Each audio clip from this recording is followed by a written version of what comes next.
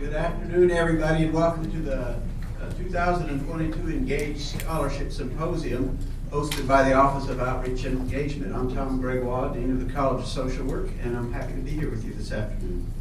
As a land-grant university, it's vitally important that we support our faculty who are engaged in creating scholarship with our community partners. It's a big part of what being a land-grant is all about. Because without our community partners being involved, we will have much less impact and our results will not make any difference anywhere.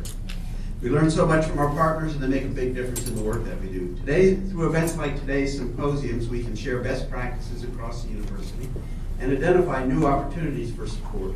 So thank you for being here with us today to be a part of it. I now would like to introduce this afternoon's keynote speaker, Dean Trevor Brown from the Glenn College of Public Affairs. Dean Brown's, that's his walk-up music, I guess. Dean Brown's research focuses on public-private partnerships and how governments organize to deliver goods and services to citizens. And when governments elect to contract service delivery, how they manage the relationship with the vendor.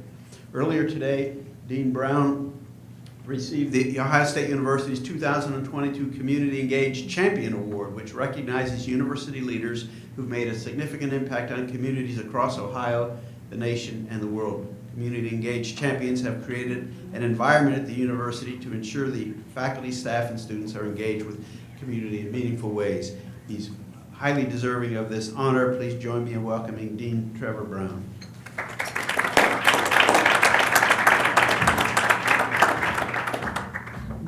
Good afternoon, everyone. Oh, yep. He didn't lie. That's a little loud. So it's a pleasure to be here with you all today. I just want to first off thank the Office of Outreach and Engagement for the award that Tom just mentioned. I take that not as a personal award, but an award for the John Glenn College of Public Affairs, and we really are pleased that the university recognizes the role of the Glenn College in cultivating and in promoting engaged scholarship. I hope many of you had the opportunity to be at lunch today. It was such a joy to hear President Johnson's speech. It was, I thought, just invigorating and inspiring, and I'm glad I didn't have to immediately follow her. She did just a tremendous job. And I think the things I'm about to say are going to be a little bit of preaching to the choir, but as I sat there listening to her and being in that room and feeling the energy of all of us together, sometimes you got to bring the choir together to make music. So hopefully you'll like some of the sounds I'm going to share with you today. So in my brief talk, I want to tackle and dispel a myth that is sometimes heard in the corridors, perhaps over the last 2 years in our Zoom chats, around this university, and that is that community-engaged research is not scholarship. In its simplest form, the myth as presented is oppositional. One either does community-engaged work or one does rigorous scholarship. This false dichotomy is just that. It's false. So in the next few minutes, what I'm going to do is use the example of the Glenn College, a shameless plug, to make the case that is in fact a false dichotomy. And along the way, I'm going to show how one can pursue excellent, rigorous research that is community engaged. And it starts here. Hopefully you can see that image. You can see in this grainy photograph, it starts with John Herschel Glenn, the son of Cambridge and New Concord, Ohio, who would have been 100 years old last July 18th. We're taking the liberty of celebrating the old man's birthday throughout the academic year, so happy birthday, Senator Glenn. So Senator Glenn was a man of action. He was a person who was literally engaged in the world. He was a fighter pilot who fought in 2 wars, but he's perhaps best known for becoming the first American to orbit the Earth. He did this 60 years ago. So on February 20th, we celebrated the 60th anniversary of the launch and orbit of Friendship 7. And several friends and family of Senator Glenn and the Glenn College went down to Cape Canaveral. You can see the sign there commemorating the launch site. And we did this on the anniversary on February 20th. It was a joyous occasion. And I also wanted to point out, we visited the launch site on that day, and he still has a dedicated parking space. So that is a man of great importance, and we all know the importance of parking here at Ohio State University. So Senator Glenn was also a man of science. He was trained as an engineer down the road at Muskegon College. He was curious, he was inquisitive, he was a sponge for information. But he also fundamentally understood that to succeed in action, to succeed in engaging the world, it required scholarship. So this is Katherine Johnson, famed now through the book and movie Hidden Figures, which tells the story of 3 black female computers, disparagingly referred to as sort of technicians who merely performed computations for NASA. But Miss Johnson did much, much more than tabulate. She was a mathematician of the highest order whose mind pushed the frontiers of mathematical thought to calculate the launch, orbit, and re-entry of objects thrust into space. So if you've seen the movie, for those of you who've seen it, there's a sort of Opie Taylor version of Senator Glenn. Funny aside, I've just got to tell a good funny joke. I happened to be in his office when they sent the glossies over of this actor to say, hey, this is going to be the person that portrays you in Hidden Figures. And he opened it up and he looked at it and then he handed it to Annie Glenn, his wife, who said, doesn't look like you, but looks good. He said, okay, it's a wrap, we're going with him. So anyway, in the movie, in this sort of apocryphal but made for Hollywood scene, Senator Glenn is on the way to the launch pad, about to be thrown up into space, and he's in his astronaut suit, and he calls Katherine Johnson on the phone and says, hey, I'm about to, step into a trash can made by the lowest bidder and push the go button on a missile that could blow up on the launch pad. Does the math work? Yes, as you can see from his smile, the math worked. Now, that didn't happen. That phone call would not have been made right as you were boarding the launch pad. Instead, Major Glenn had regular communications with Katherine Johnson to make sure that the math, born of research, worked out so that he could engage the world. He could go to space.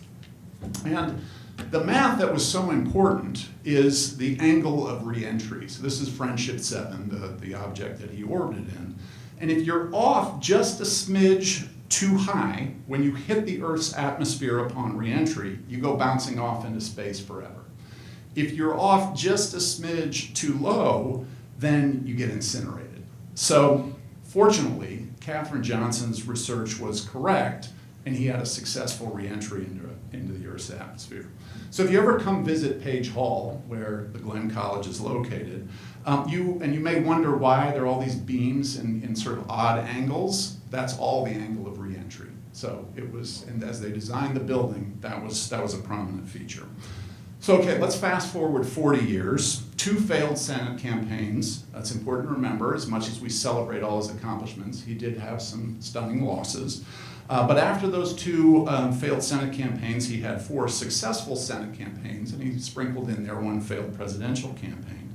But an incredibly accomplished politician. He now is deciding about his retirement and what to do next from the Senate. And so he donates his papers to what is now the University Library's Congressional Archives, and he creates the Glenn Institute of Public Service, which is one of the forerunners to the now John Glenn College of Public Affairs. And Senator Glenn could have given his papers to any university in Ohio. I'll note that Neil Armstrong, another son of Ohio, gave his papers to Purdue University, his alma mater. So following that protocol, Senator Glenn would have given his papers to Muskegon College down the road. But he chose Ohio State University for 3 reasons. The first was because this is a world-class Research One university. The second is because it is comprehensive, with every medical field you could imagine, a first-rate arts and sciences college, and a bevy of top-notch professional colleges. And then the third reason is because it was a land grant and a flagship university with a presence throughout the state and the state capital.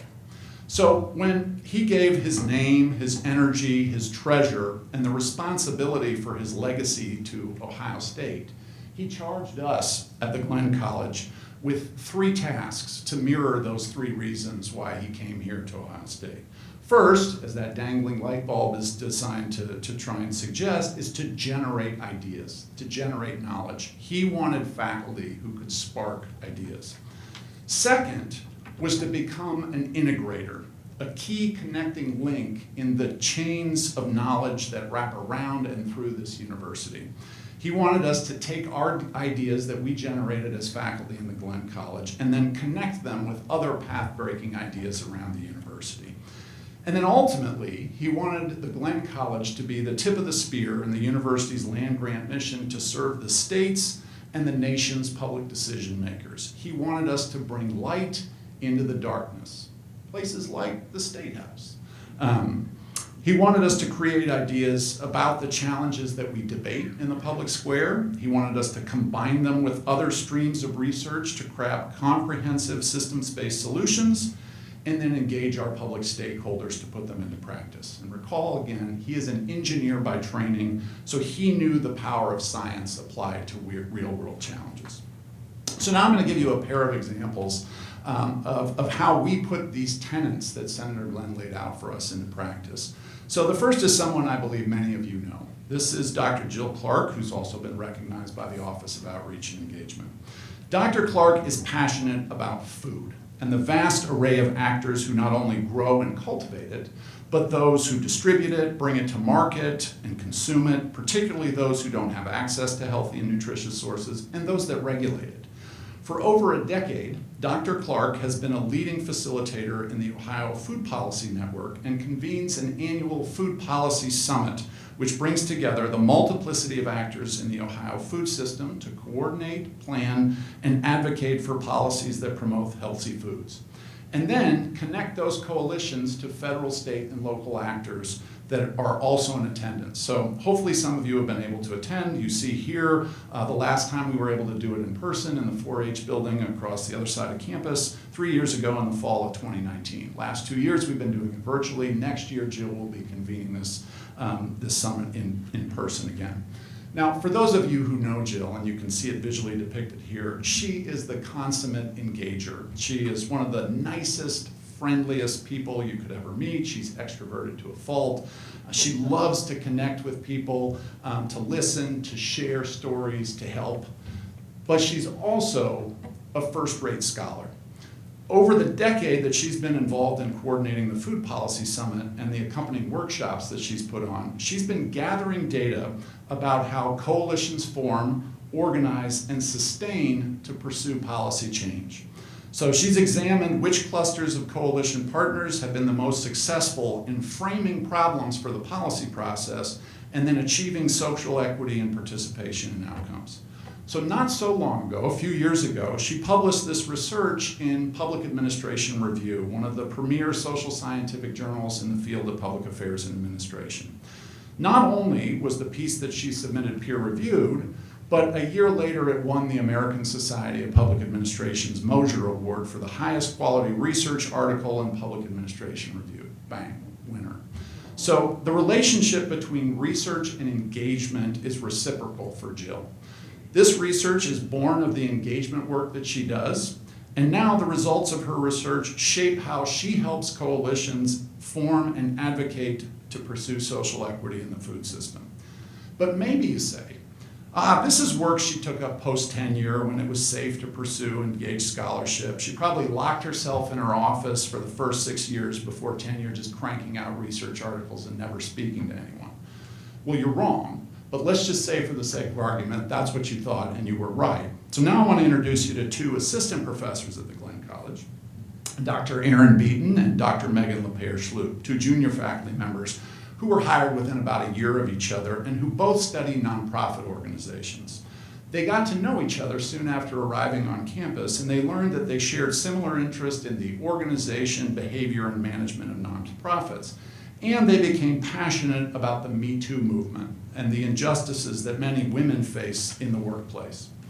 So one of the things they started to look at was the role of what they called boundary spanning individuals in the organization, those that are involved in securing resources across the boundary of the organization to support the nonprofit, otherwise known as fundraisers. So lo and behold, most fundraisers, although not all in the nonprofit sector, are female. Many of the donors, not all, but many, are men.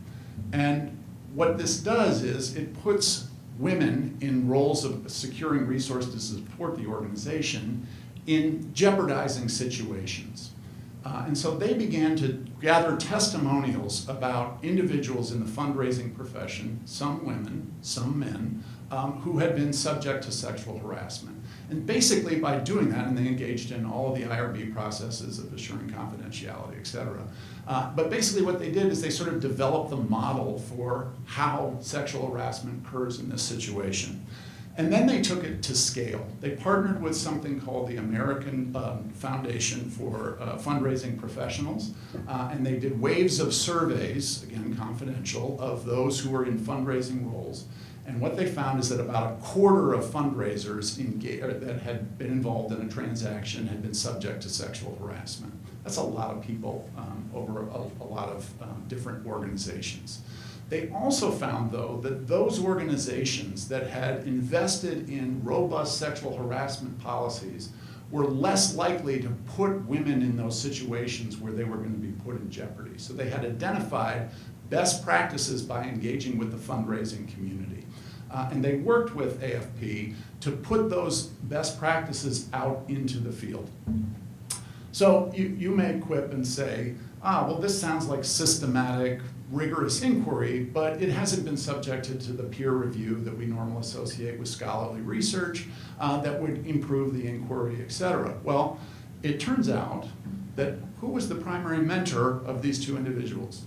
Dr. Jill Clark, who engaged with them early in their careers about how to work directly with organizations, but also be attentive to the assiduous methods we need to do to gather data that can be used in scholarship.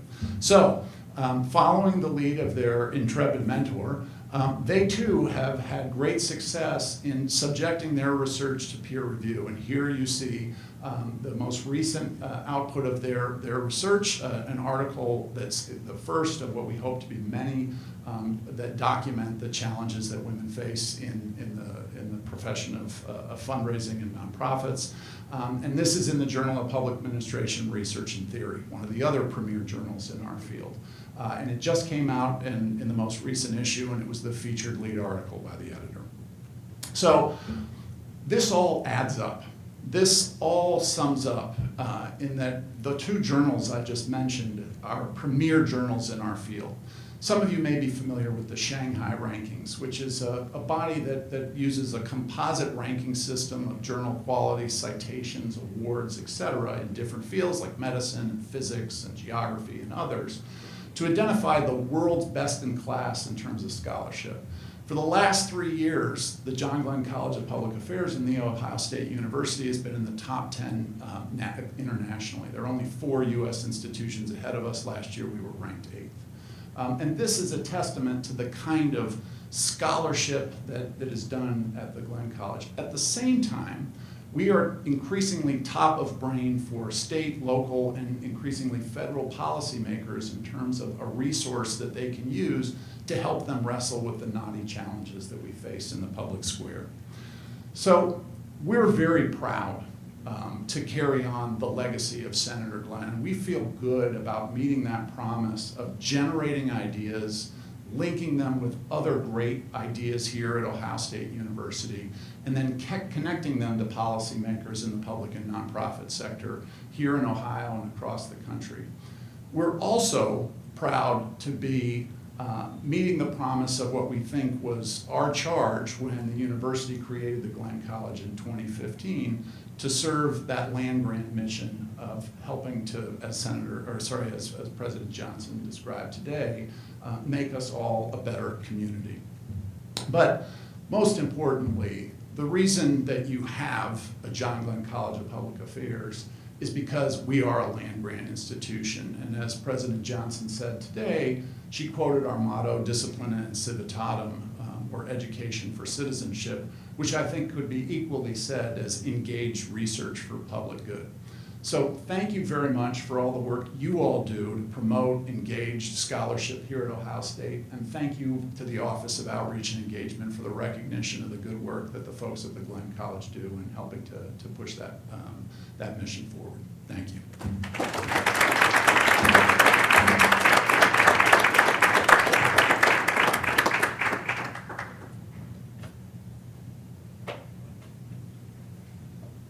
Ms. going to stand on my toes to get to this mic rather than pull it down again and screech, because I'm not going to be here long.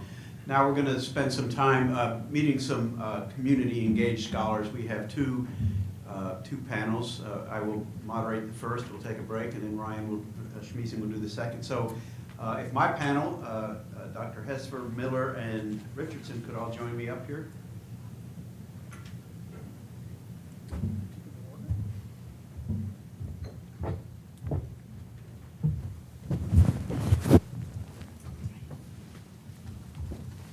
Last one up has to sit next to me.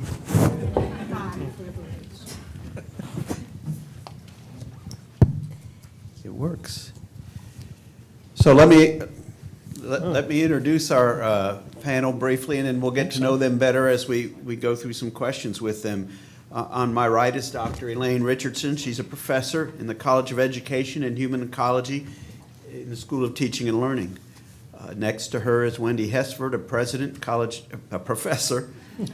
Congratulations on your promotion. Professor, College of Arts and Sciences in the School of English, and she's also the director of Global Arts and Humanities Discovery Theme.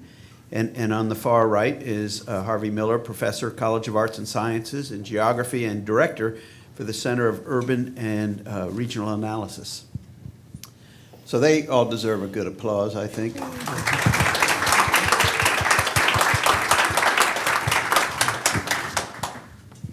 So let me start. I'll ask my first question. I'll start and work my way back. But Professor Miller, what does it mean to you to be a community engaged scholar?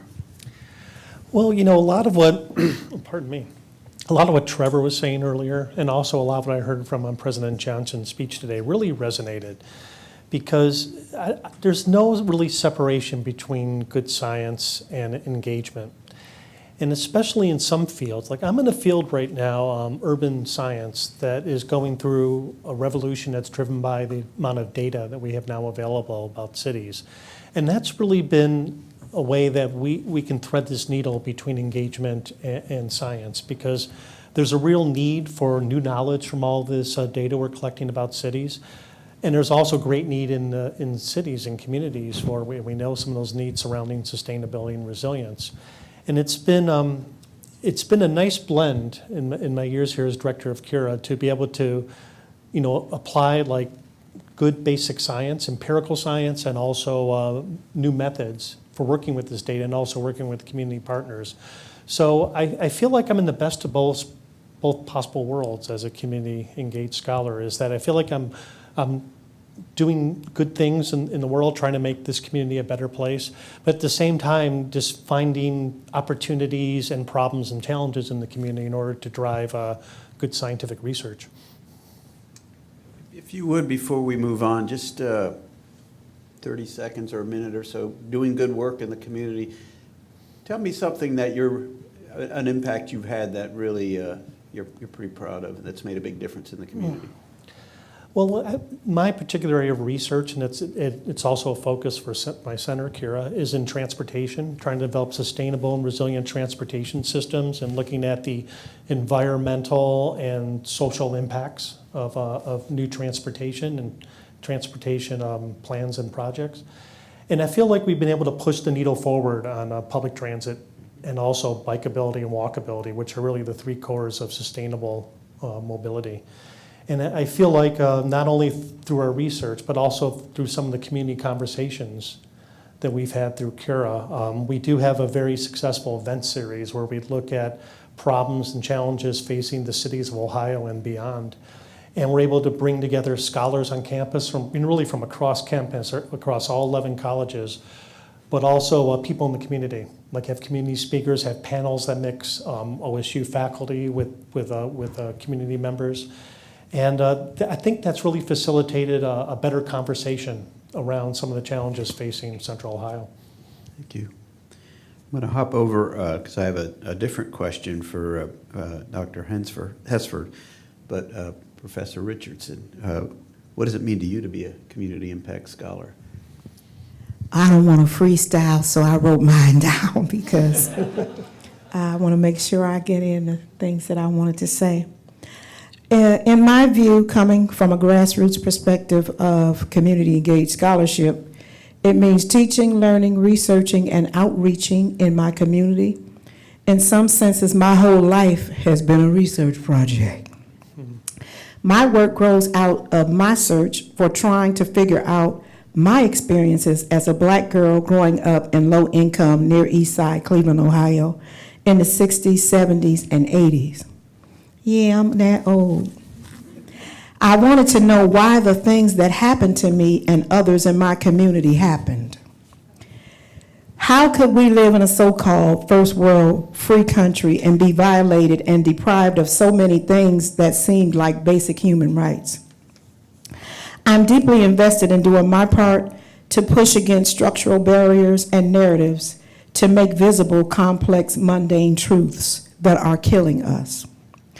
As a Black feminist language and literacy scholar, I create and hold spaces and platforms where Black women, girls, gender-expansive folks, and other people of color and our supporters can recognize and work through narratives that we didn't create but have internalized, so that we can shift these narratives individually and collectively and work to empower ourselves and transform systems and communities. Thank you. That was a lot. That was good. Okay. It is a lot. And I appreciate how informed it is by your experience as well. So similar to Professor Miller, tell us an impact you've had of late that everybody here needs to know about. Well, I've had, Not all of them. not all of them, okay. One I'll speak about that is kind of OSU based, is the Hip Hop Literacies Conference that I founded. And I've had people who have called me up and told me that they applied to go to the university because they didn't know that hip hop studies was a thing. They didn't know that until they came to this conference. And so I've kept in touch with people who've, enrolled in universities because they didn't know, that people like me even existed. And so that's one thing that always makes me feel valued and, feel like I'm giving back because so many people sewed into my life. Thank you. Professor Hesford, you're the director of the Global Arts and Humanities Discovery Theme. What's the mission of Global Arts and Humanities, of that discovery theme? And if you have an acronym, how do you pronounce it? and how does community engagement factor into that mission? Okay. Thank you for the question, and good afternoon, everyone. We pronounce Global Arts and Humanities Discovery Theme as Got It. And it's not bad because when somebody gets something right, you can say, got it, and you're advertising your own program. As many of you know, the Global Arts and Humanities Discovery Theme advances cross-disciplinary research at the university with the goal of highlighting the integration of arts and humanities. So one of the key efforts is to not only bring arts and humanities perspectives, methods, and practices to, say, STEM fields. We're not only interested in STEAM, right, adding the arts and humanities to STEM, but actually having the arts and humanities drive how we frame wicked problems, such as water, climate, sustainability, et cetera. That, as you may know, is a very complicated and challenging task at a large university. That is one of our main goals. But community engagement is also a key piece of that, I would say. So among our efforts is to create dialogue between the local and the global in our research, to look at the national as transnational, to bring the experiential and academic together, and also to bring the university and community together. And it's central to our mission, I would say, for a couple of reasons. One is that I think the more you do community engaged scholarship and research, and I've done some earlier on in my career in similar areas to you, Elaine, in literacy studies, the more you know that there are not single solutions to any complex problems, right?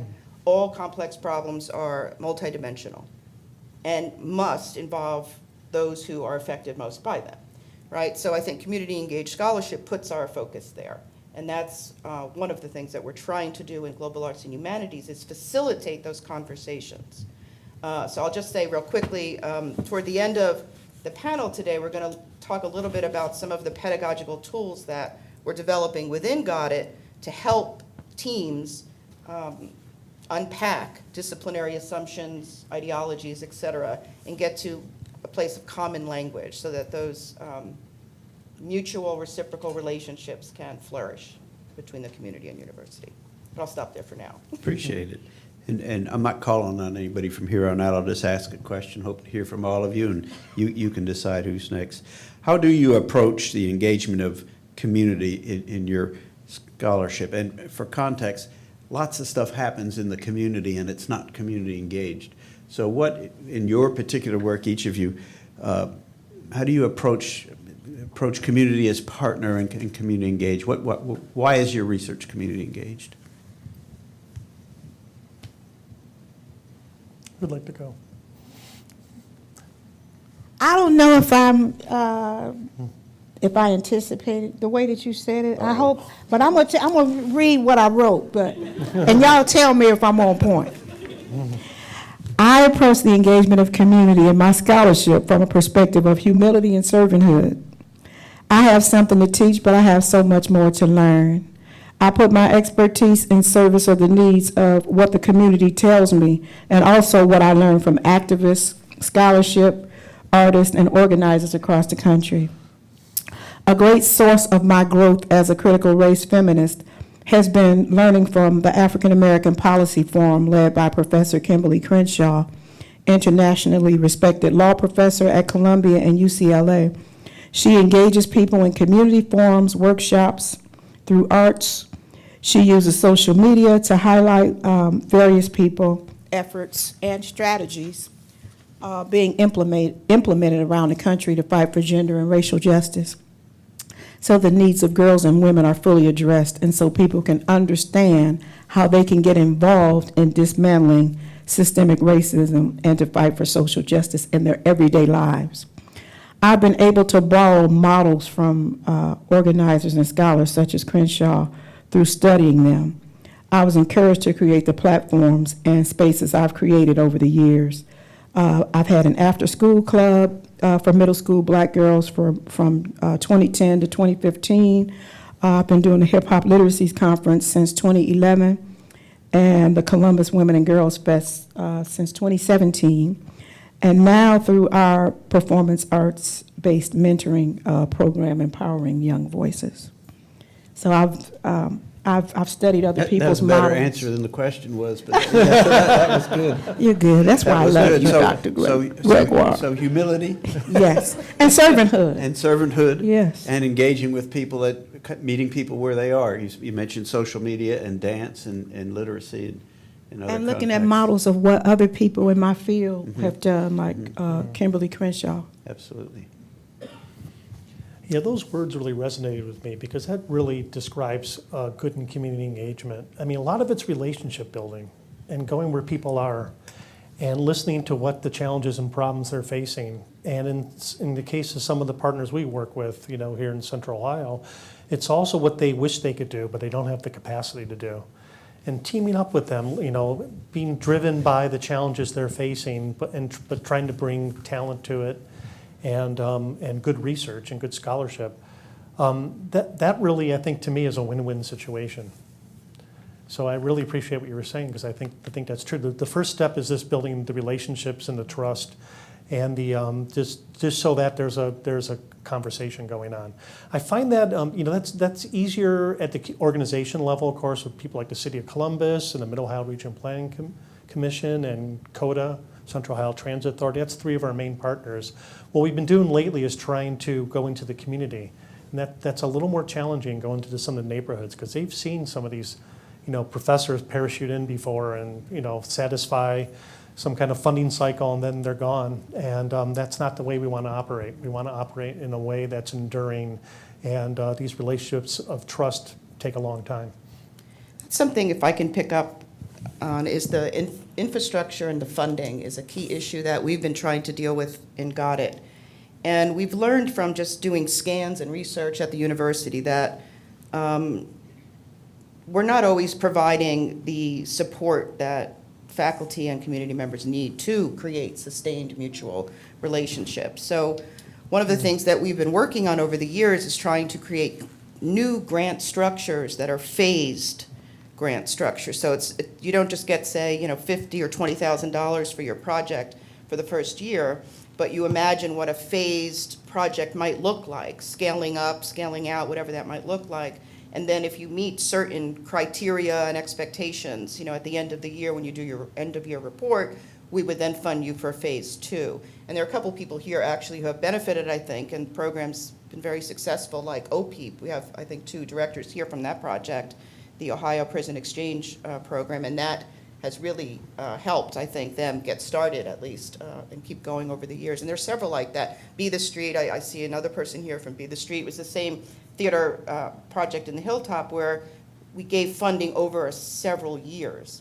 Now that's a challenge, but that is something I think the university needs to embrace. That is not just seeding these relationships. We have so much seeding going on, but not enough cultivation, of like real or sustaining these. And that would be my one ask, if there's any ask to come out of this conference, is that, administrators really think about the infrastructure to sustain those relationships in some kind of phased funding structure.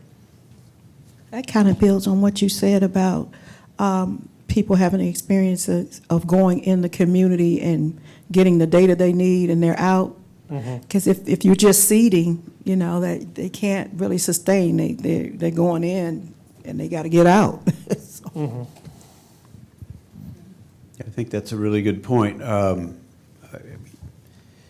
Your point also, Harvey, about so organizations, they're easier to engage with, but they're not always representative of all the people, or the people were not representative well of all the people. And so that challenge of engaging with organizations, but also reaching beyond them to people who are or should be their constituents, and hearing their voices as well, that makes it harder.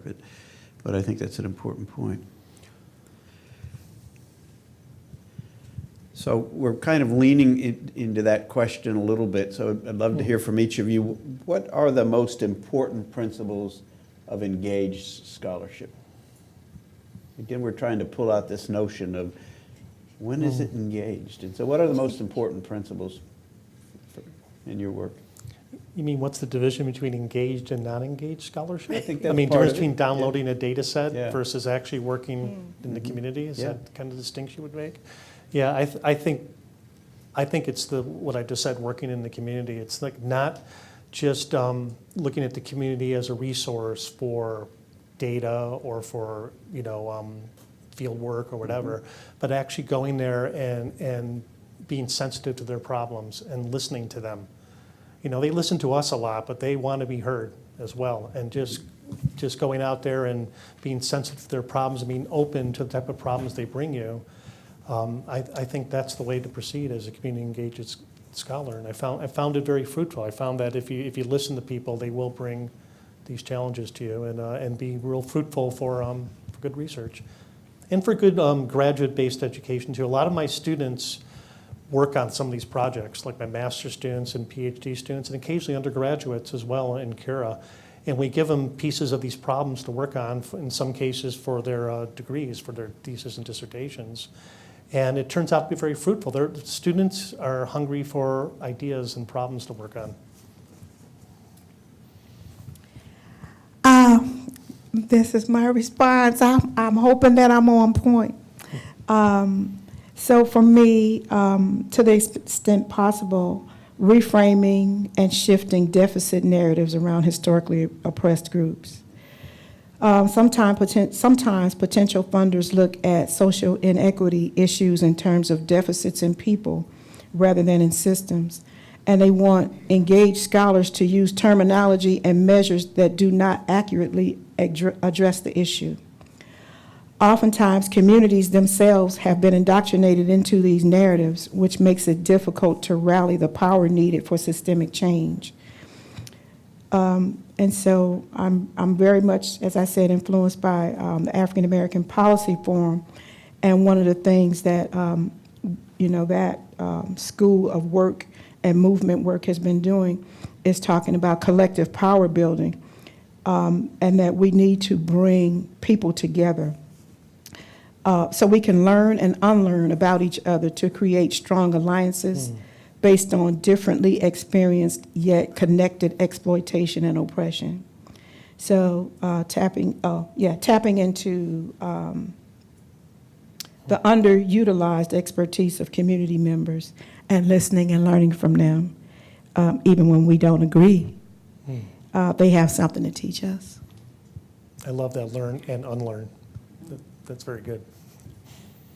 And also the point about not framing everything as a crisis, like so that it's a crisis intervention when we go into community projects or community groups, and to recognize, as you're saying, that these are systemic problems, right, that we maybe are framing as a crisis, which itself is part of the problem, right, because then they don't get addressed at the systemic level.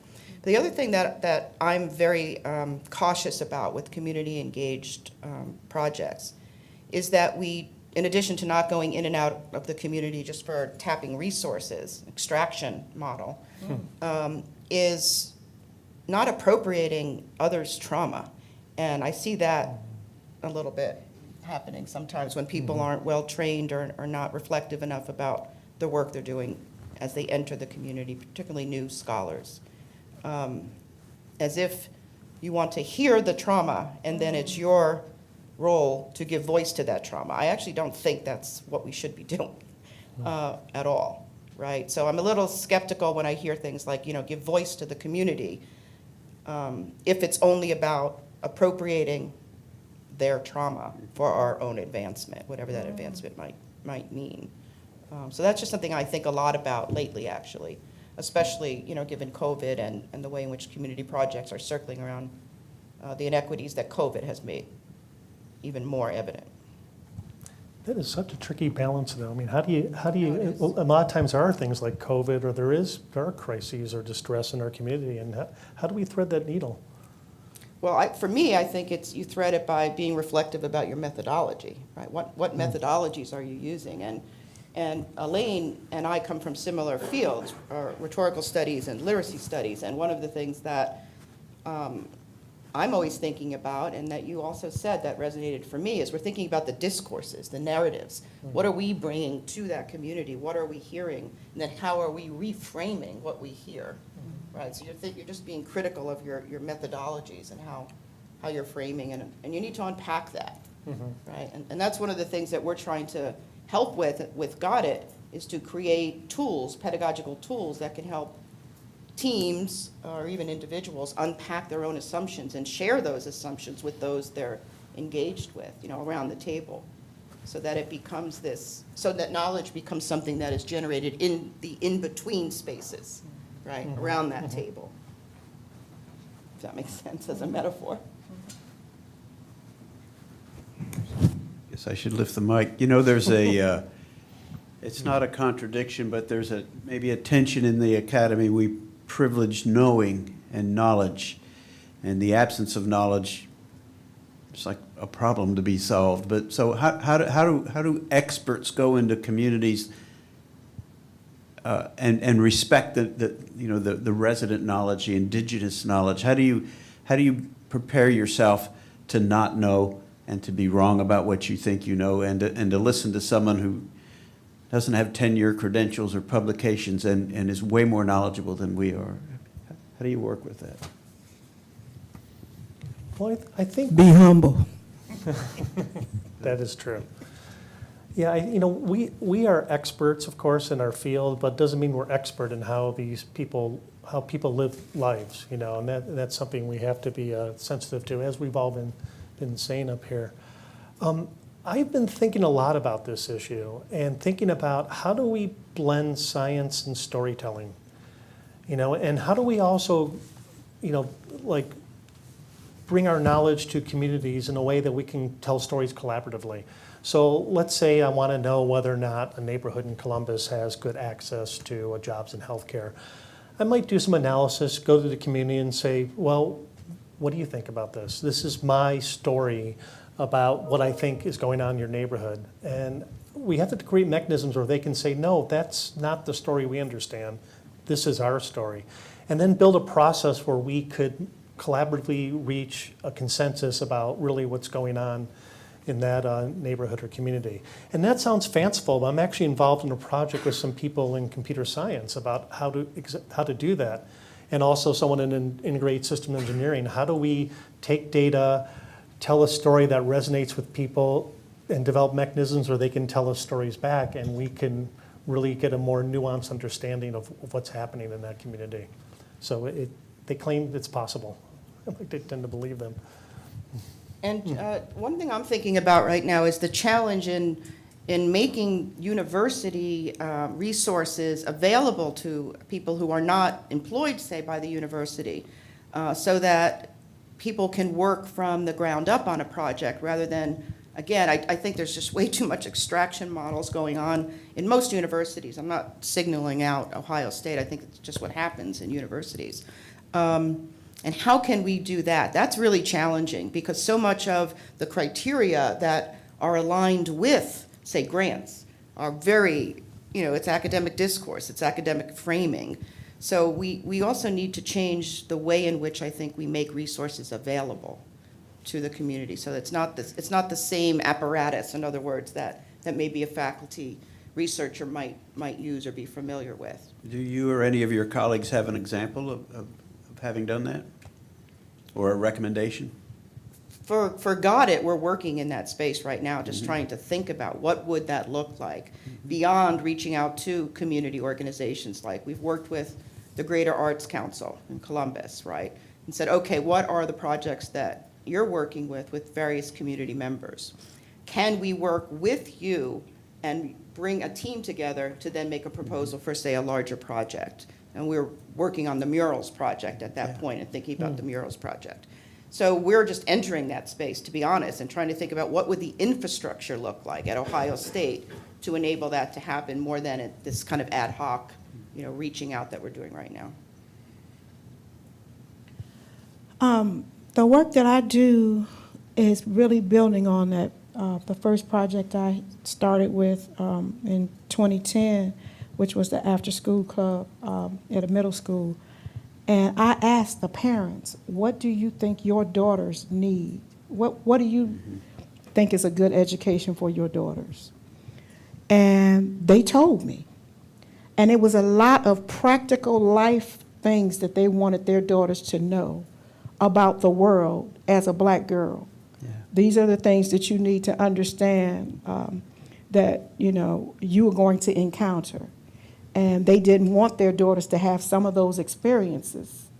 And so when a new principal came, so we were there for 5 years at the middle school, a new principal came who was in, because the school was failing. At that time, that was like a real big thing where they were getting rid of principals. Yeah. And they got rid of the principal who was there when I came, who supported the program, he was just fabulous. And he really was a great principal. Unfortunately, what he was facing, he couldn't, the community is in a certain shape. And people's parents, there were a lot of kids there whose parents were incarcerated, grandmothers raising them, all kinds of issues in the school.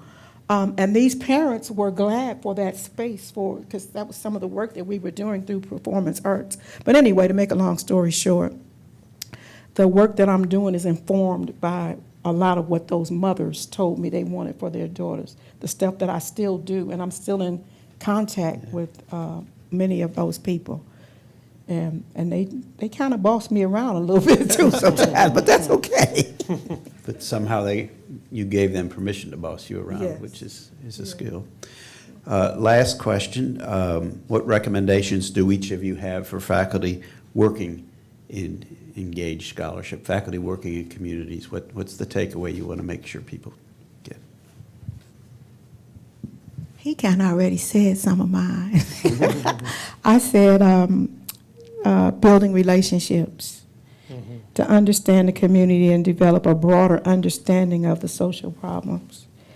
And I say that because I think about myself being trained as an applied linguist at Michigan State years and years ago before any of you were born. But anyway, I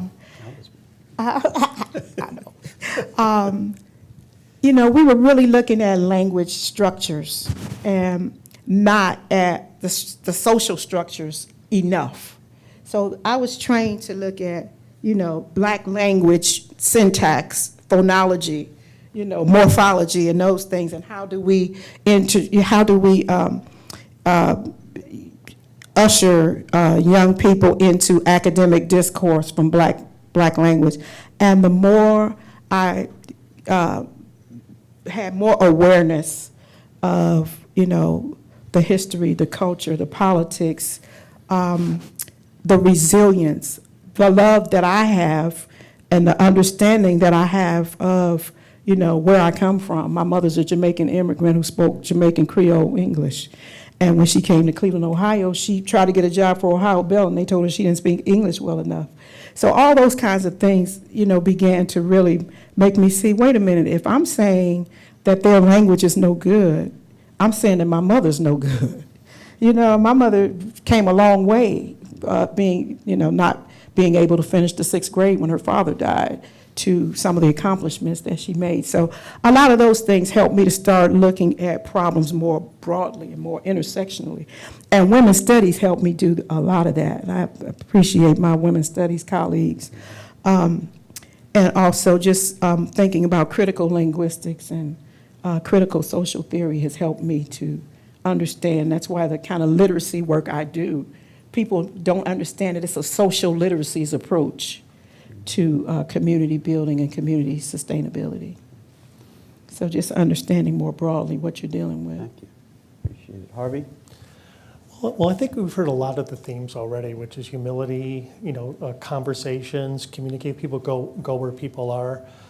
I think I would say that one of the biggest things is taking a long view, is to realize that this is going to be an involved project, and to have patience, because it really does take time to build the relationships and the trust in the community to really start to move forward. So, but once you build that, things start to happen.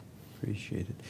And Wendy, we've got a couple minutes left, and I understand that got it, and I never would have got it until you, so that's good. But I understand got it is developing pedagogical tools to facilitate cross-disciplinary and community-engaged research, and you want to do a little demo for us before we wrap up? Yeah, well, you should have on your tables a handout from the Collaborate pedagogical tool that we're developing. This is something that we've developed with faculty on our advisory committee from different disciplines. And Susan Petrie, the professor and chair of the dance department, has taken a lead role in this. And I could talk afterwards if people are interested in how it was developed. But I thought I might just give you a little icebreaker. Like, this is actually a card deck, and you just have, I think, 2 pages of one of the suites. It's comprised of 4 suites or 4 suits, however you want to think about it. One is aspire, another is play, and they're over here also on the table. Form, aspire, play, context, and refine. And basically, it's a drill down to move beyond ideologies or ologies, right? To move beyond disciplinary jargon, to move beyond and to unpack, demystify our assumptions, etc. So you'll see that these are basically just verbs, right? Each suit is comprised of verbs that are somehow related or interconnected to the title of the suit.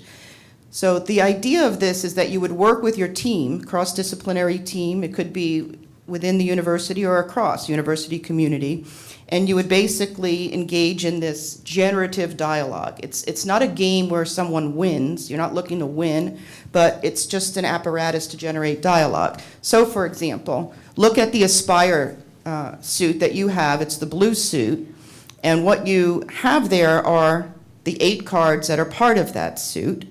Select one for yourself, just one of those cards that you think would best define a project that you're currently working on and your process in trying to achieve the goal. And as you're thinking about that, I'll just give you an example to maybe help facilitate this. So one of my goals, as several people in this room probably know, is trying to transition the discovery theme into an institute so that we can move beyond seed, cultivate, to sustainability ourselves. So what do I have to do? If I had to pick a card today, I think I would pick the educate card. And one of the reasons why I feel like I picked the educate card is because, and you can see the verbs underneath it, inspire, coach, et cetera, is because I feel like I have to inspire my team. We have a team of about 20 faculty who work closely with us. And not that they're not inspired, they are, but kind of build on that momentum and that enthusiasm. But then also translate and educate administrators about why it's so important that the arts and humanities are central to the prioritization of research at the university. So that's my aspiration, is to turn from discovery theme to institute. One of my key processes right now is to coach, inspire, and educate. So what I'm urging you to do is to select one and then talk to maybe your neighbor during the break. Yeah, during the break. During the break about your project and that particular process. And this will just give you an idea of how this works if you actually were to play the entire game. It would be much longer. You'd be choosing several cards. We usually ask people to choose 5 cards, one from each suite, that describes your process, that describes your methodology. There are all different ways in which to play this game. So please engage if you'd like to, and have a look at the Collaborate full deck over there on the side if there's time. Thank you all. Appreciate that. And staying with the seed metaphor, which I think is really important, we often try to get people to collaborate with money, but we don't really have good skills for cross-pollinating, and that sounds like that exercise would be good at that.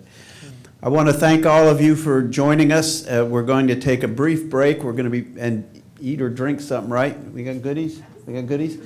And then we'll come back and listen to a second panel. So please be back at 3:15. Thank you to our engaged scholars. Appreciate your time and commitment, and I appreciate the difference you're all making in community. Thanks, everybody.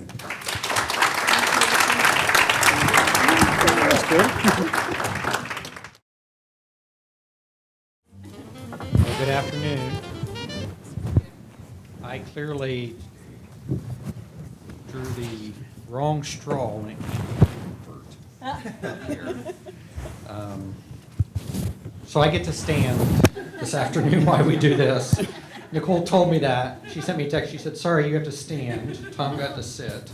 So it's all good. I'm glad that so many of you have stayed with us really all day as we started this morning with our awards program and the land grant, the Patterson land grant lecture, and now our symposium. And I commented earlier today how nice it was to see people, and some of you I've seen around campus for many years, as many of us have been around here for quite some time, but others I've only ever seen on Zoom. And we all know this, and this is the elephant in the room, right? Boy, that person's taller than I thought, or boy, that person's not as tall as I thought. Oh, I didn't know what they looked like without a mask on. So it's great to see everybody.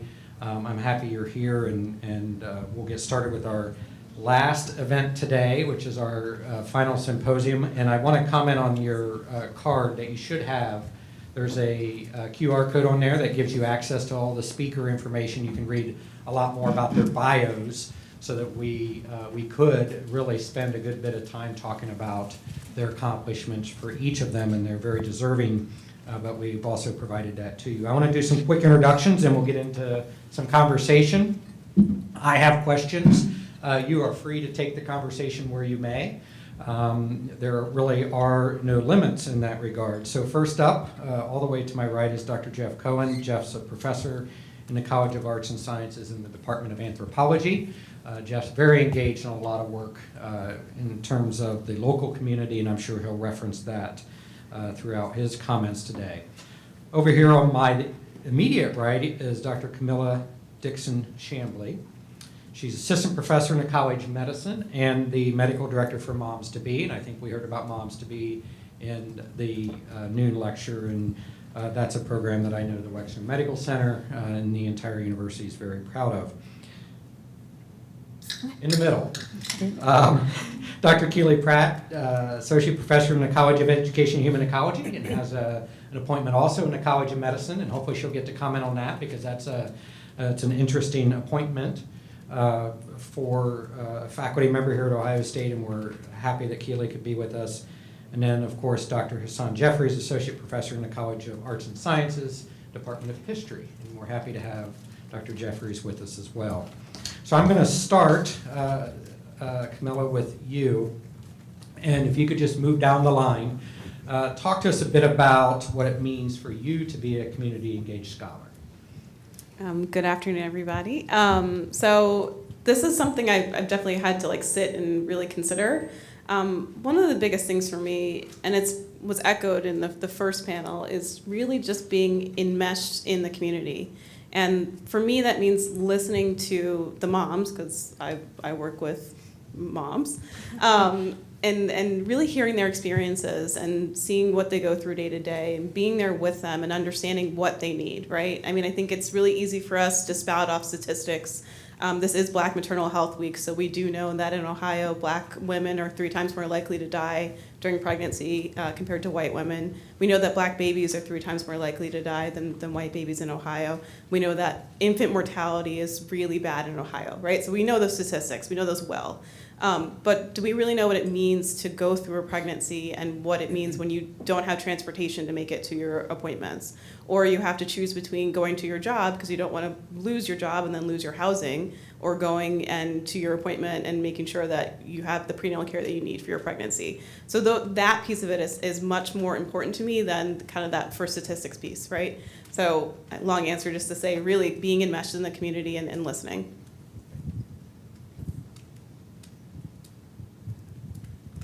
I think this is on. Good? All right. Yeah, similar to Camellia, I think honoring the needs and the wishes of the community, and particularly my work is around weight management, bariatric surgery, access to those things, and engaging communities around those aspects since my appointment in the College of Medicine and Pediatrics and Surgery.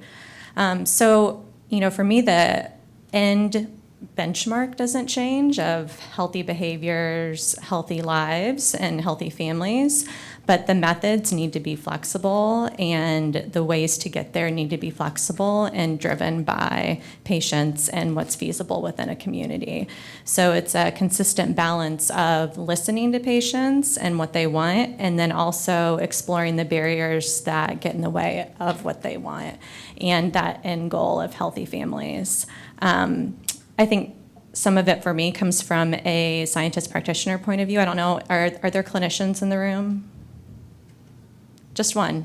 All right. 2. So the scientist practitioner model is that, essentially we work to listen to our patients to improve their lives, and then we develop our science to do that, and then our science then goes back to patients. It's like this nice cyclic movement, and community engagement for me works very similarly, where all of my research ideas have come from my patients. Sorry, I'm a little bit of a phony to that degree, I guess. I'm not the one coming up with the great ideas. My patients are, and then I take those ideas and work with them to see them to fruition.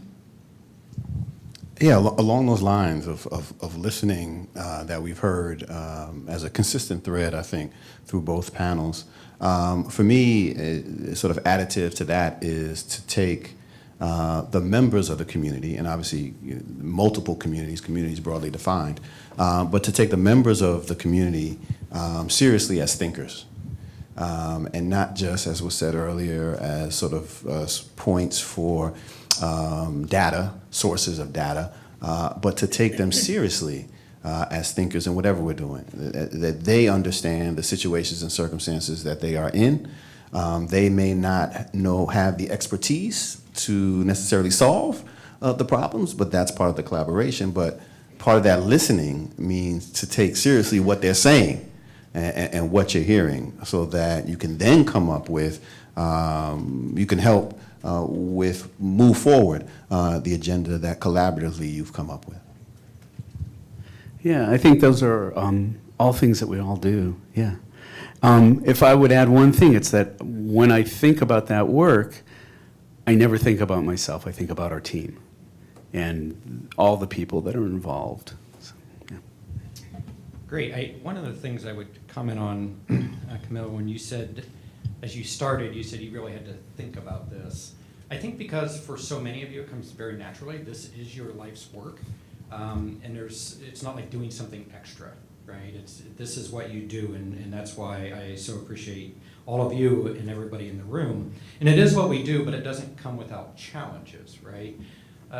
Hassan, I want to start with you. Talk to us a bit about some of the challenges you face in your work and how you've navigated them, because you also enter this world of what we consider a public scholar, right?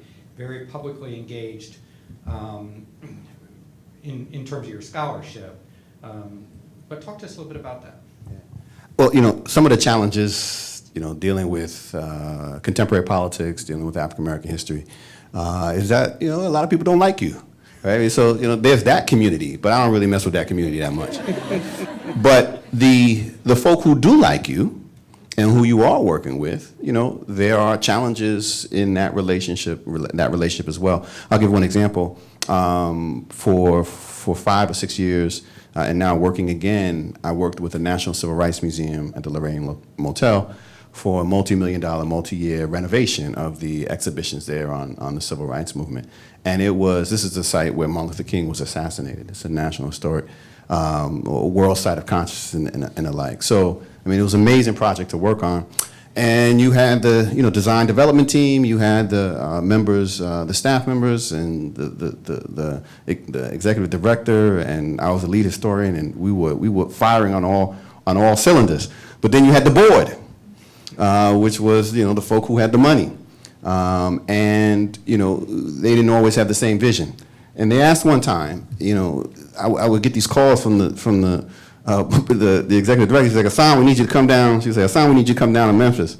And I was like, again? She was like, yeah. She's like, what do you need? I need you to talk to the board. Like, again? He was like, what is? So one of the things they said was they wanted to know why the allocation for the exhibition on the March on Washington was so small versus the allocation for the exhibition on Mississippi Freedom Democratic Party. And let's get into the weeds a little bit.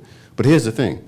In the sort of the public consciousness, what happens at the March on Washington is really over-exaggerated in terms of importance, right? Look, it was one day, one Sunday, very nice, we got a good speech. But what happens in Mississippi is just transformational, not only for the folk on the ground, but in terms of modeling democracy going forward. So, I convinced the design development team, we got to go all in on this Mississippi thing, right? This is how democracy happens. And so we got a nice, one day, we got a nice exhibit, but, it's reflected in the dollars. And so part of the challenge was then to get the approval from the board, who was very well interested, well-meaning in terms of that, but they were like, what's going on here? And it was explaining, the educating, the teaching, right, to these people who were allies, who were on board, that you need to make an investment in telling this story in this way, because this is actually the really important stuff, although this other version is what we tend to know. So there's challenges even with those who are supportive. Great, thank you. Jeff, comment a bit on some of your work with the immigrant community here in Columbus. We've talked about some of the obstacles, if you will, and perhaps focus it on us internally a bit as you worked with some of those challenges. Thanks. That's a really good question. So the research that I do is linked with the Bhutanese refugee community here in Columbus. And with the support of the university, we've been able to really team with the community working on a subject that's called the digital divide. And the digital divide is this ability to access information, or the inability to access information, in fact. And we expected it to be kind of big, and in some ways it was. But in other ways, it was absolutely, is this on? Yeah. Absolutely surprised, not just to us, but to the Bhutanese community as well. And part of working on that, some of the challenges working on that, have to do with the kind of framework that comes on to the project. So it started around the pandemic, and it started around responses to COVID. And in a sense, the last month or two of the pandemic has, in some ways, sort of said, okay, now we're done. When in fact we're not done at all, we're just getting started. And so this is one of those places where as Wendy put it, the seeds have to become, we have to grow them, right? We have to continue to develop them. And so this is what is this next step. And so for us, it's been kind of there have been three pieces to the next step, which is identifying the problem, which was the digital divide, identifying new ways to think about the problem, which is getting beyond this idea that it's simply access to information, to the role that beliefs and so on play in that process, to then saying, okay, so what are we going to do next? Because this is a problem that we can begin to answer, but this is not the only problem, and it's not the only thing that the community has identified. And so working with the Bhutanese, we've started to develop a mentorship program for high school students and college students who are here. There's actually a good number here at the university. We've identified developing a research review board for the community so that they can have better control over who's doing work, how that work is being carried out, and what kinds of outcomes are going to be expected. And then finally, developing what we're calling a community recording studio. And this is an opportunity for folks from within the broader community to define what they want to do, what they want to record, what they want to preserve. And our role is one of kind of technical support. We're not telling them at all, what to kind of do. And so it's a long relationship that we're hoping for and that we're building towards. And it's one that, the university has been very, very supportive of, but it's one that demands more and more, I think, not just from the university, but from the community itself and from all of us who are part of the team doing the research. Great, thanks. Camilla, Moms to Be, very successful, highly recognized program. Talk a little bit about some of the obstacles or challenges you faced there. So, I think probably everyone on stage will speak to the challenges that we've seen during COVID. But for our organization more specifically, it's really interesting. I remember we were in Dayton. We went to give a talk at Wright State to get ready for our expansion to Dayton. And that day we got a call that our in-person sessions have to close down for Moms to Be because of COVID. And we're like, oh, okay, great. So what are we going to do next? And then, the next couple months, we had to start to figure out how are we going to serve our moms virtually? How are we going to make sure that we can continue to provide the services that we did in person and do it in a way that we did previously? So we had to play around with some things. And at first we did, Facebook Live sessions where it was myself and Dr. Rudisill, another OB-GYN, just talking about what does COVID look like in pregnancy. And quite honestly, none of us really knew. We're like, well, wash your hands, wear a mask, the best that we could offer at that time. But then we realized that Zoom was a really great platform for our moms.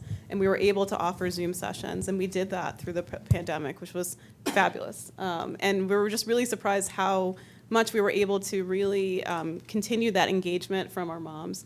And be able to continue to provide the services that they needed. We helped coordinate with different food pantries so they can come and get the donations that normally we would help facilitate during sessions. We helped with food delivery. We also helped with a program to get iPads to moms who didn't have the technology that they needed to be able to connect with sessions. So that was really great. And all the while, we were able to expand to Dayton virtually, which still blows my mind, I think one of the hallmarks of Moms to Be is that we are consistent, predictable, and reliable. And it started, with Dr. Pat and Twinkle Shockey in Wyland Park with two moms, right? And it was because they had this hands-on connection with the moms that it was able to grow and build. And, word of mouth, oh, my sister went, my friend went, I'm coming to Moms to Be. So to be able to build this virtually in a community that we didn't, have the touch points that we had previously, which just kind of speaks to the testament of our team and the program. So, and we've now gone back in person in 3 of our 8 sites in Columbus, and we're getting ready to open some more. But we're still thriving virtually, which is really cool. So, yeah. Great. Keely, you mentioned a bit about your work. Expand a bit more about your work. So I have to confess here, Keely and I know each other outside of work. Her and I would CrossFit at the same gym. She's much better than I. I no longer do it. So, right. But when I first learned about your work, I had in my own mind had a challenging time connecting, like, is this individual faculty member really doing what I consider community engaged scholarship? I imagine that's a challenge as you talk to others at different times, but talk a little bit about how you work through that with other people like me who don't really understand what you're doing. Yeah. But it really is community engaged scholarship. Yeah, I think a lot of it has been learning how to talk to different groups differently about what I do so they understand it. And part of that comes with some experience from having appointments in some different areas. So when I talk to bariatric surgeons about why it's important to go into communities, it sounds different than when I talk to Elaine in the College of Education Human Ecology about it. So some of that for me has been really kind of switching the syntax of what I'm saying, how I'm saying it, and what the points are that I want to emphasize. For the medical community, it's really been I hear this a lot of, like, how does this help my patients? And how does this help me help my patients? And then help me understand, there's a lot of helping, help me understand those pieces so that I can support you in engaging the community and being a part of that. So, you know, on the side of medicine, it's really honoring our patients' voices first and foremost, but connecting it to an outcome that's important to that medical group. So in bariatric surgery, it's, you know, maintenance of weight loss, right? This is like an outcome that we struggle with consistently in the literature and at every site. And when we talk to our patients about what gets in the way of this, because most people lose weight through 12 months pretty easily. And then from 12 to 24 to 36 is when we see kind of a third split off. A third continue to lose, a third maintain, a third regain, and then continue to regain. And often will then need reparative surgical procedures after that. So when I ask them, you know, the biggest barriers are what's going on in their communities, access to healthy foods, access to safe places to get outside and walk and play with their children, struggling, you know, with different types of household food insecurity. So, you know, these conversations with patients are what then direct our work into the community. So it's a little bit different. It's extension from, you know, patients in healthcare to community, but the work is being done in the community to then improve health outcomes. I don't know if that helps answer your question. Yeah, thank you. It's the point I wanted Keely to raise there, and she did, is the fact that we have to be very mindful of when we talk to different audiences and groups and constituencies that we may have to talk differently about what we do. And we're not always the best at that, if I'm being honest. We like to have one narrative, and that's what we do. And so I appreciate your comments on that. Open to anybody. I think everybody's touched on this a bit, but I want you to reemphasize it if you could. How do you make sure the voices and lived experiences of the community are present in your scholarship and what you do? What actually do you do to make sure that happens?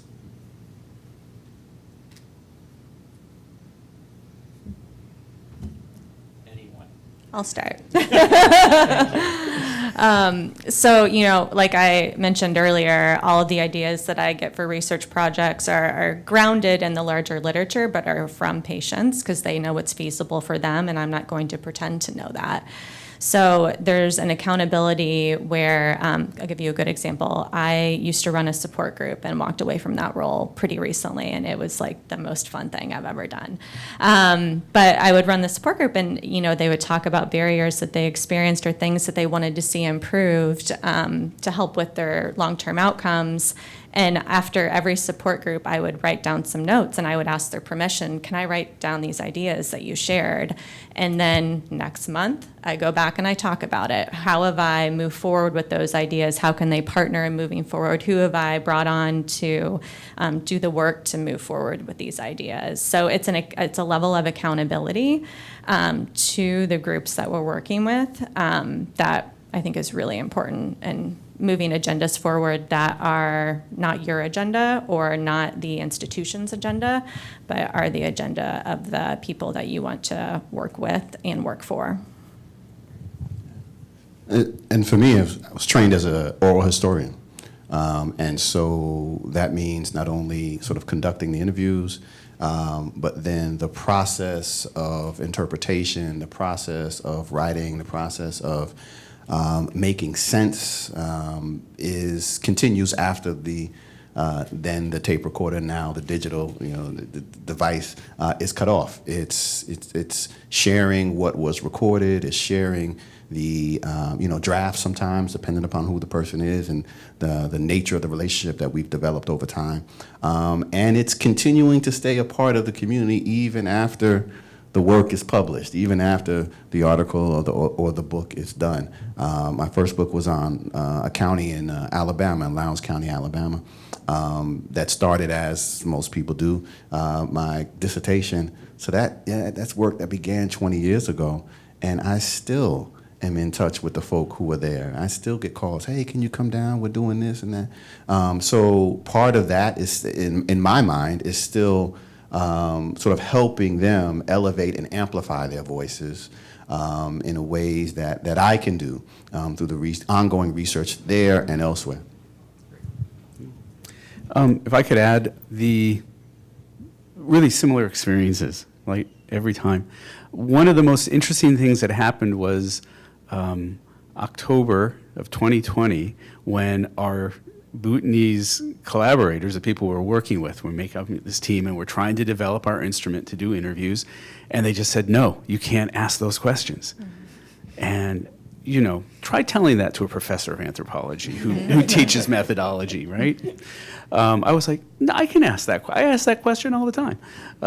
And so that was a moment. It took us 3 months to work through our disagreements over the questions we were going to ask. But it was really, really important, because I think at the end we came out with a sense of trust and just support for each other.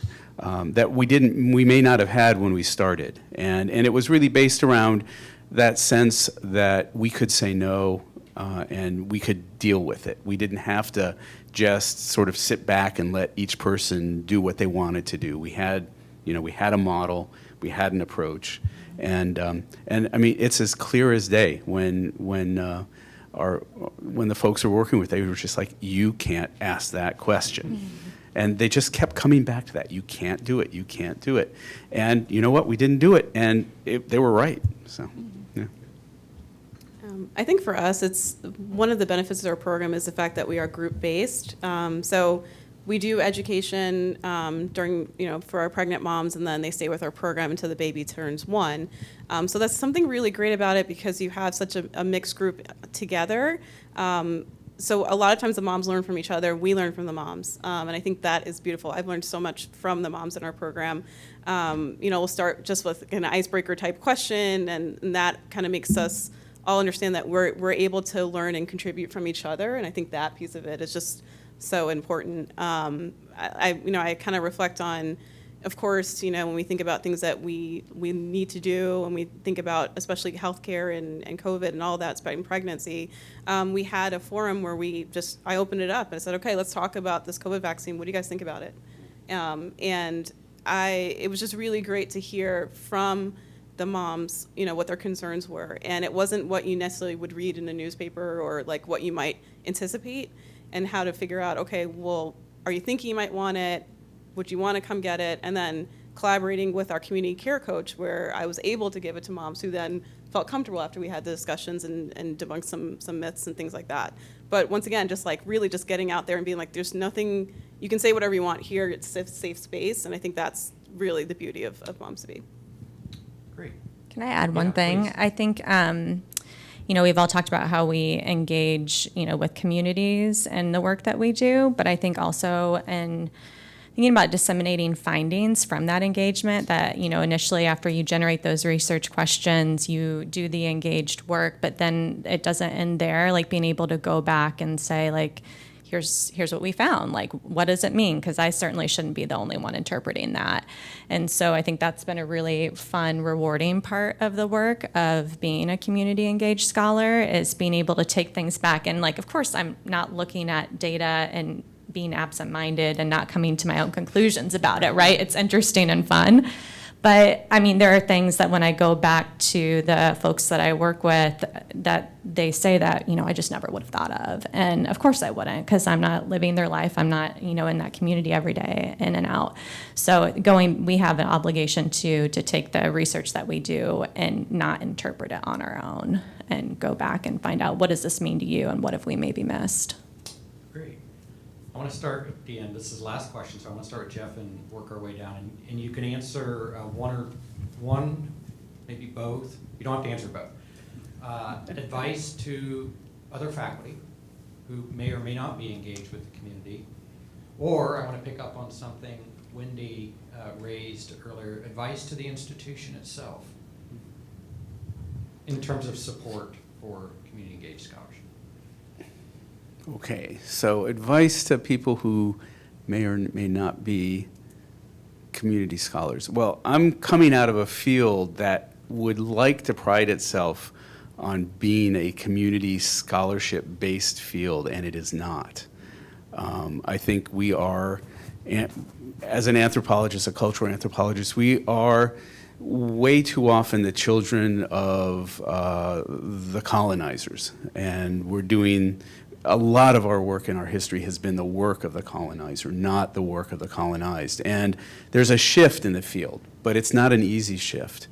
And so one of the challenges, I think, as my field changes, as my field grows, is to remember that not everybody's ready for that growth. And so, one of my pieces of advice for anybody who wants to do this work is to be careful. Don't be a martyr. It's not worth it. You have to get through, right? If there was a piece of this for the university, it would be just to support us more in doing it, right? There's so many things we can do, and this sounds corny. One of the things I really love about being at OSU is our motto, education for citizenship, and I think it's such an important part of what we do every day. And this is one of those ways that I think we show it. Yeah, one of the sort of areas I've had an opportunity to work with or work in has been presidential sites, historic presidential homes and all that. So oddly, I always feel odd. I mean, the early ones, right? So these are former slave labor camps, right? So it's always a sort of weird tension. Black guy going in like, but one of the things that we've been able to do with these presidential sites, and this is sort of advice for those who sort of want to get sort of community engagement, is that these stories have always been told from the perspective of the president, right? So the rich white guy who was owning people, is to say, how do you involve members of the enslaved descendant community? And so we, working with the folk at James Madison's Montpelier, we developed a rubric for involving members of the enslaved descendant community in interpretation at presidential sites and historic sites in general. That has been adopted, across the country, really. So that's been fantastic. And I share that to say, that community engagement doesn't necessarily mean going in and interviewing people. But if you are a scholar here, you have a certain ability to identify what communities have been silenced, whose voices have been ignored, the communities that have been marginalized. And we can leverage that expertise, that knowledge to say, hey, they need to be brought to the table. So sometimes sort of using that the sort of leverage to create opportunities and open doors really can have a transformative effect on the work that we do. And if I could, real quick, on the infrastructure, what can Ohio State do? I have to point to Dr. Wendy Hesford and to Got It. For the last couple of years, I've been working, so kind of, on my own, in the dark, in the shadows, with a number of school districts in and around Central Ohio around how to teach, questions of civil rights and slavery accurately and effectively. And Wendy, she got word of it. She calls me into her office, and I was like, "Oh Lord, I got work to do." And she was like, "Hassan, how can Got It help support the work that you're doing. She says, you think you're an infrastructure, but you're not an infrastructure, right? Ohio State is an infrastructure. And so we developed a program called Difficult Subjects, teaching for K through 12 teachers here in the Central Ohio, and we've touched a number of districts and expanding it now, how to teach these difficult subjects. And we started with slavery and moving on to civil rights and some other issues. So there's an example, right? The resources, the ability to expand stuff that no one individual faculty member could do by themselves with that sort of reach and engagement. So it literally is, let Ohio State be the institution, and then to support the work that brings people here, not necessarily always going out. Great. Thank you. Yeah, I think for individuals interested in engaging in engagement, one of the most important things, I think, for probably any good human is just to know yourself and how you relate to the community that you want to work with. So there's work that needs to be done on the individual level before you go into a community. Whether that's it should certainly involve interacting with community members, but also paying careful attention to how you're perceived, what biases you may have, like what are the interaction patterns when you walk in. Like you need to be a constant observer when you're engaging somewhere new and receptive to feedback about how to be more relatable in that circumstance or whatever that may be. Otherwise, it's going to come off inauthentic. In terms of others, I have one other main suggestion, and it's to know the state of the evidence for what you are hoping to do in the broader, bigger picture. And where is the science at? Where is the theory at? And be critical of it. And be critical of it in terms of the groups that you work with and the communities that you're in, and what is feasible and what is acceptable for those communities. What has been tested, what hasn't been tested, how has it been tested, where was it tested? All of these questions should be thought through when you're looking to engage. And in terms of the institution, I think, similar to what Hassan said is, there are people doing work that's novel in their area, but may not be novel in other areas. Like we're doing some GS work now to map resources for bariatric patients post-op. That's incredibly novel for bariatric surgery. That's not novel for people who do GIS work all the time. So, it would be great to be able to have ways to connect with people rather than individual faculty members just cold emailing, being like, hi, I'm Keely. I think your work's neat. So, having some greater infrastructure for that, for engaged work would be lovely. Great. I think I'm going to hit on your second point first. I think that building that avenue for collaboration is huge. I mean, even just today, I've collaborated with a bunch of people, gotten to meet with a bunch of people. I mean, hey, we're going to exchange numbers and figure out how we can work together. So I think making a forum for that would be really huge here at Iowa State. And I do also want to just recognize that Moms to Be has received so much support from the Iowa State. It's amazing. We're a grant-funded program, and we have a huge support from Ohio State.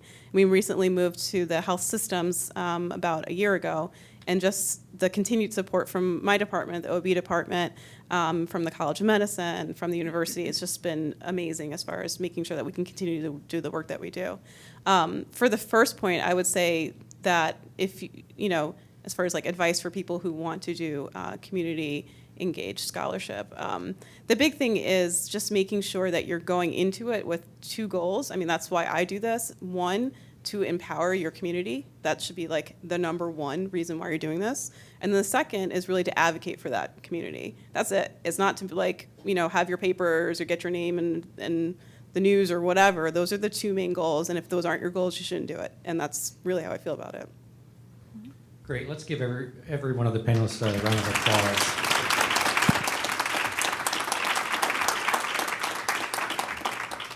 It's nearing 4. I could literally do this for hours because I enjoy it so much, and I enjoy so much hearing from our colleagues that do this work, and they do it in a very meaningful way with the community. And I'm grateful for the time that you've each spent with us today and the time that you give all of us throughout the year.